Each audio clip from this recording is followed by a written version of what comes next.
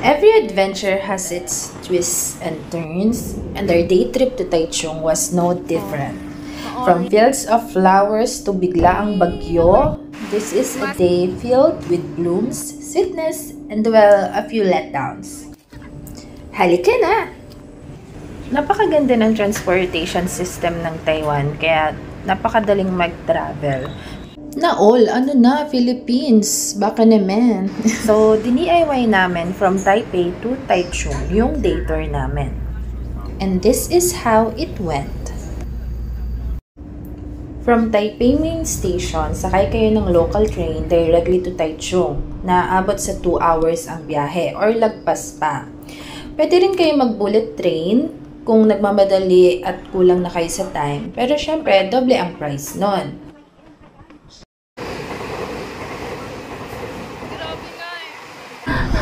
Ano yun? Yung HSR. Ah, yun yung HSR. Ang bilis. Our first stop is Zhongshe Flower Market. So from Taichung Station, ride the local train to Tai'an Station. Then from there, you can walk for 1.6 kilometers if you want. Pero kami nag-taxi na for 150 Taiwan dollars. Hello mga ka-Barbie. Uy!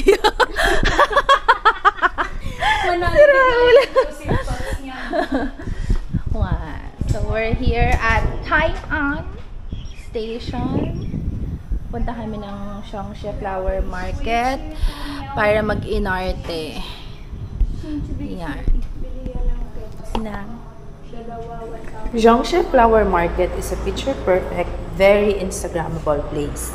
May nakita pa nga ako sa social media na dito nag-propose. Ang entrance fee ay 120 NTD. If you want, after nyo sa garden, meron silang barbecue. Nasa 380 NTD kasama na yung entrance doon. Presenting Zhongshe Flower Market.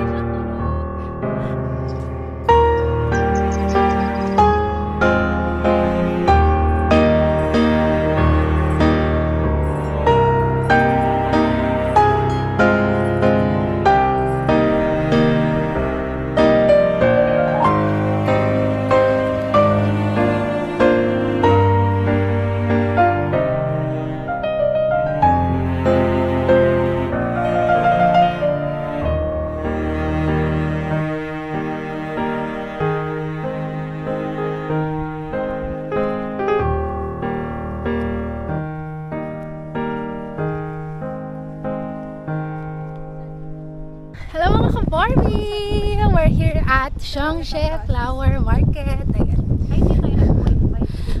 Ay! Wala na, nandito na tayo. Dito na lang sa Violet. So, ayan guys. Tapos na kami mag-inarte dito. So, kakain na kami. Yan lang. Oo. Sabi ko na eh. Tapos po, buong buo, ang dami doon. Tcha-chan! So, kanya-kanyang kuha guys. Here. Pero ito na muna kasi baka naramihan ko or whatever. Kain muna kami. Bye!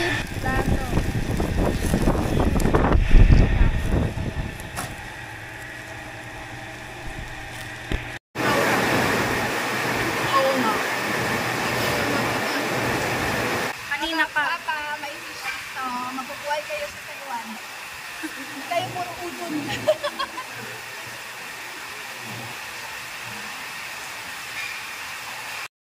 Just as we were getting full in this barbecue lunch, the skies decided to remind us who's boss. From dreamy Disney princess moment into a basang sisiw moment. Talaga ba?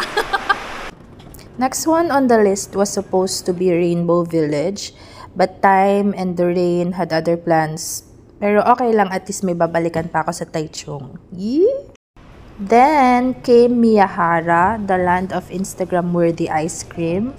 The shop itself felt like stepping into Belle's library with walls lined with books and sweets.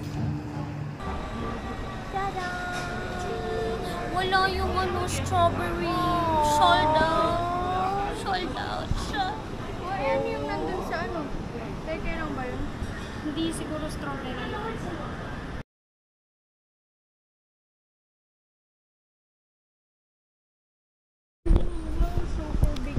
Hello mga ka-Barbie, as you can see, may filter yung camera natin. Charis!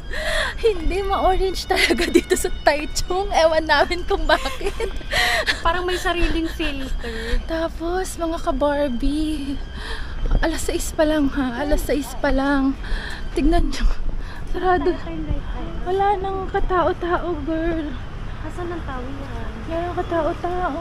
Tapos sarado na yung mga ibang establishment. And hindi namin alam kung ganito ba talaga or what. Okay, naka-stop.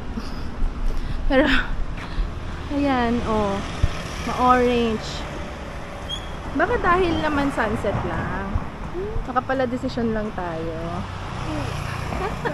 Tapos clouded, kaya gano'n. Oo. As you all know, Taiwan is known for its bubble tea culture, and they say na this is the original milk tea, so I had high expectations. But this one, so sarap pa yung nadaanan namin na drink store. Drink store! Ang rate ko, mas masarap to kaysa dun sa mga Original siya. Ayan. Ang rate ko ay 10/10. Super! So far, sarap. So was Taichung perfect? No, but that's what made it so special. From biglaang bagyo to flavors we didn't love, every moment told a story. And isn't that what travel is all about? Thanks for coming along on this DIY Taichung day trip. Don't forget to like, share, and subscribe for more adventures. Halika na! Alicia!